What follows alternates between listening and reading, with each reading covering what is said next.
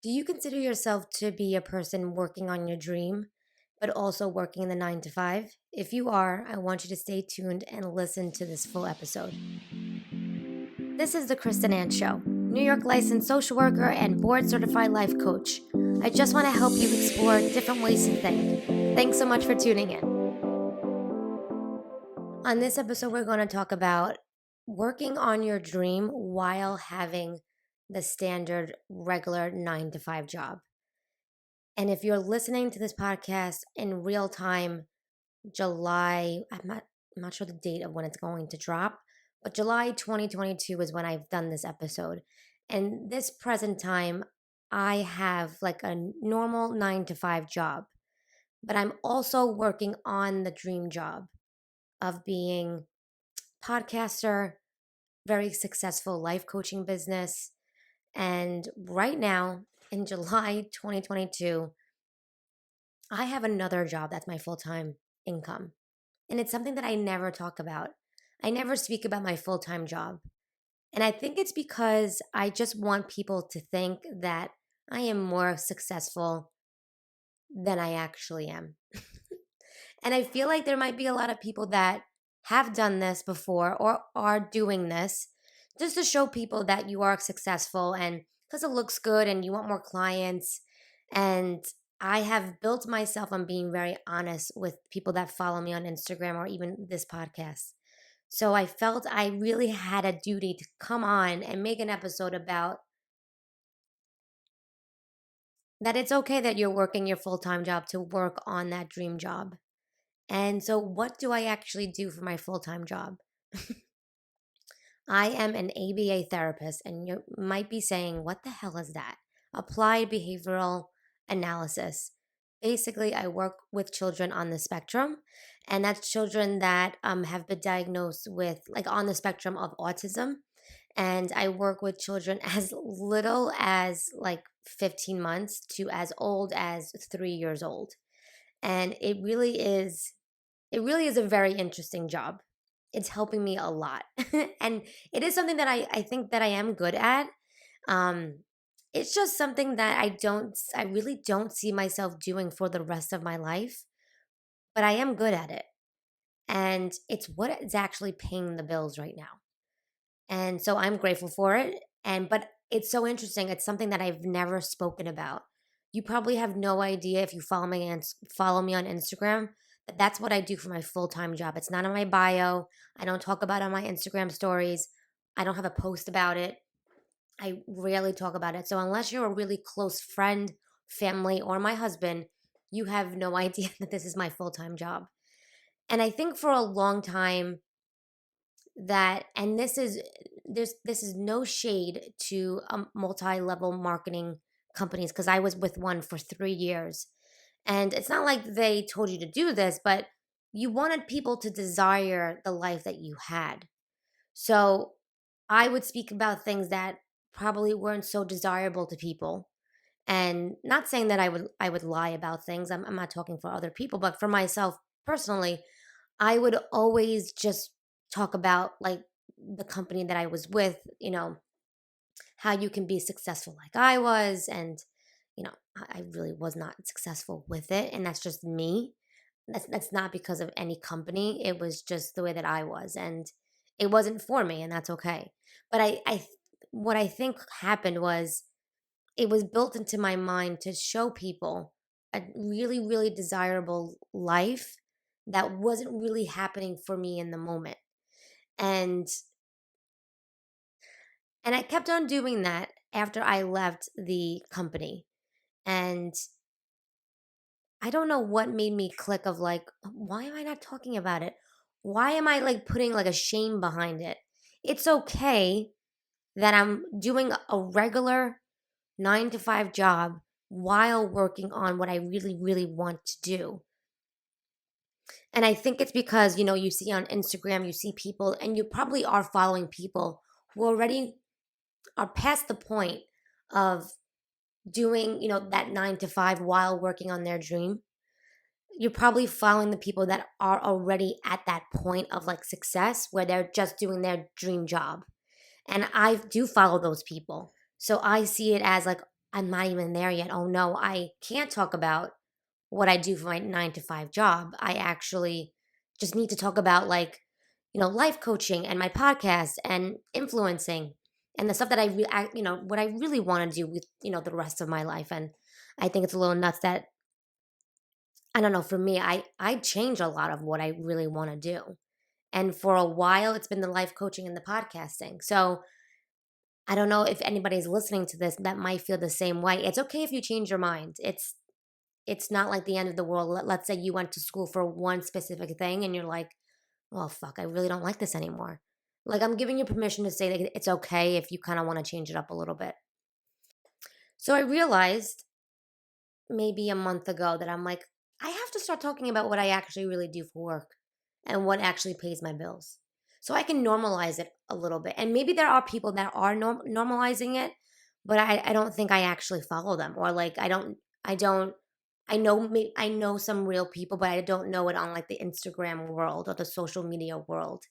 So I am here to normalize that for you and say it's okay if you're doing your 9 to 5 while doing the dream job that you want to do. And I'm extremely impatient.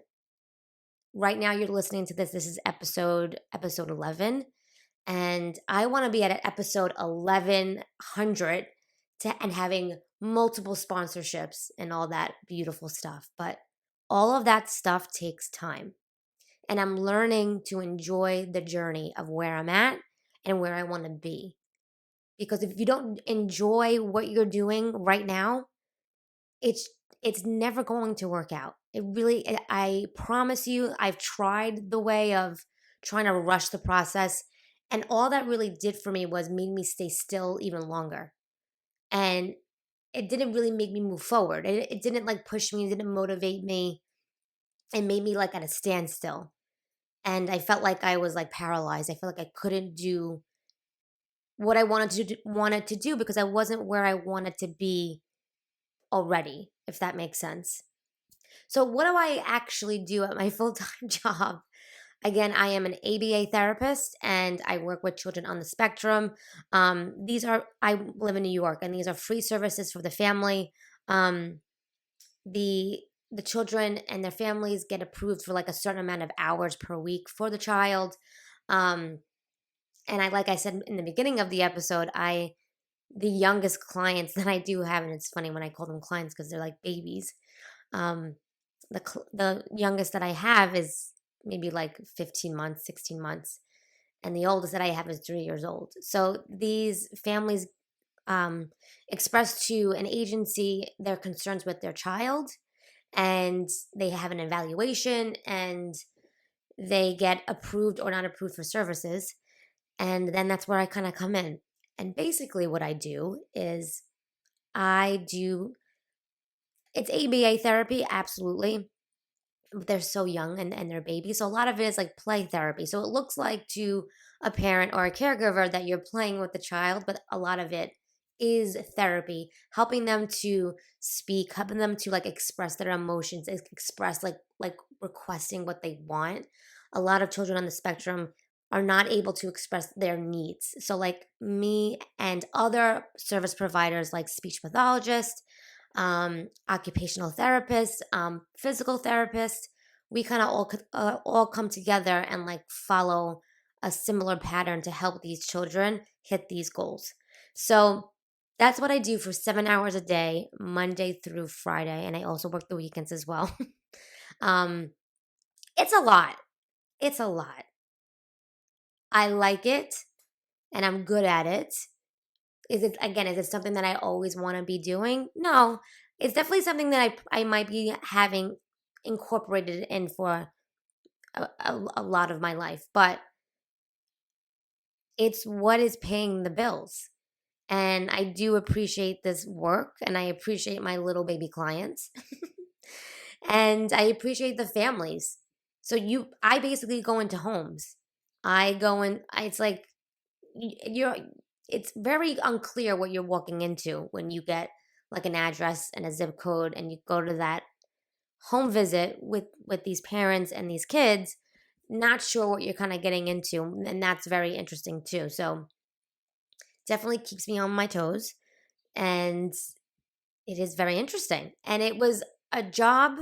So before this job, I actually was in the Department of Education as a social worker for only a year. And absolutely, I will be doing an episode on horrible bosses and maybe different ways that I could help you kind of navigate terrible, terrible bosses. I would love to do an episode on that. Actually, it's giving me another idea of another episode. So stay tuned. I'm not sure what episode it will be, but that will be another one coming up. So I actually was a social worker in the DOE for, oh boy, I don't even know how long it was. It wasn't that long, less than a year. And the pandemic hit, and I was told to work from home. And it was the biggest blessing I could have ever seen coming. Never thought it would come. Obviously, we didn't know what was going to happen with the world at that time 2 years ago. But it was the biggest blessing ever because I was in a complete toxic environment. So I was taken out of that. I worked at home for a year, which was amazing. And then I also was doing this prior to that. I was doing ABA prior to being in the DOE. So I've always been very familiar with this type of work. So I kind of, once I actually officially resigned from the DOE, maybe a year ago, I believe it was, I then came back to ABA because the life coaching and, well, I actually just started the podcast a little while ago, but the life coaching wasn't where I wanted it, where I needed it to be at all for me to be financially stable, month to month. So I am now doing this again full time. Oh, I'm sorry, it's not again. This is the first time that I'm doing it full time. And it's very interesting. I just wanted to make this episode to normalize if you're the person working on your dream but also doing the 9 to 5, that you don't have to feel ashamed about what you're doing. Like, it's okay where you are. And I'm not sure, or maybe I have an idea of why I feel so ashamed, that maybe because I feel like I'm 33 years old and I'm not where I wanted to be.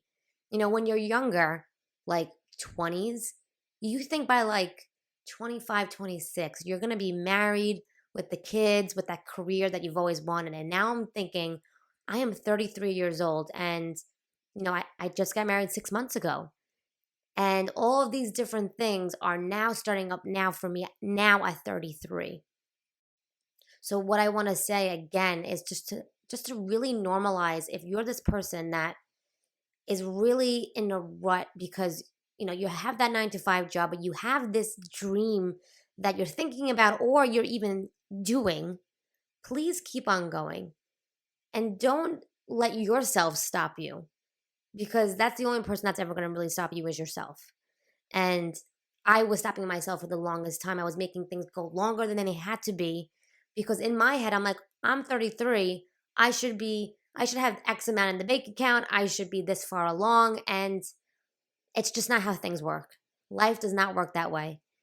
And with patience and feeling grateful, I'm sure it's going to help you feel just better where you are in your life. So I hope me sharing this information is helpful for you guys. Again, take a look at your social media and see who you are following. I really want you to analyze who you are following. I think this was maybe like a month or two ago where I did a massive cleaning of the people that I followed. Massive cleaning. And I'm like, wow, I don't even know who these people are. Okay, this one out. This one makes me feel some type of way out.